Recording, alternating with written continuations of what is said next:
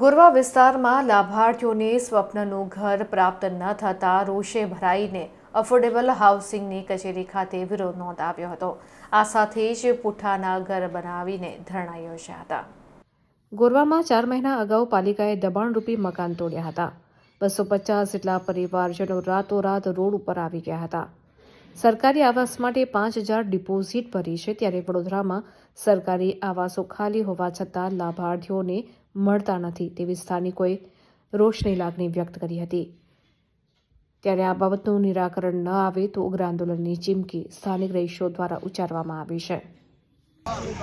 છેલ્લા ઘણા સમયથી રૂપિયા ભર્યો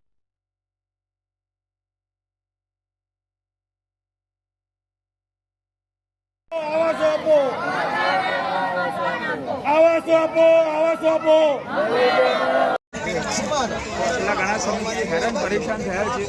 ઘર નથી, એક બાજુ સરકારે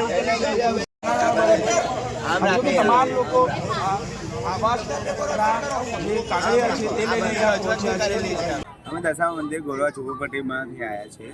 અમે અમારા ઝૂંપડા તોડી નાખ્યા છે, એના માટે અમે અહીંયા આગળ રજૂઆત કરવા આવ્યા। કેટલા સમય પહેલા તોડ્યા થાય અમે 2.5 મહિના જેવું થઈ ગયું છે।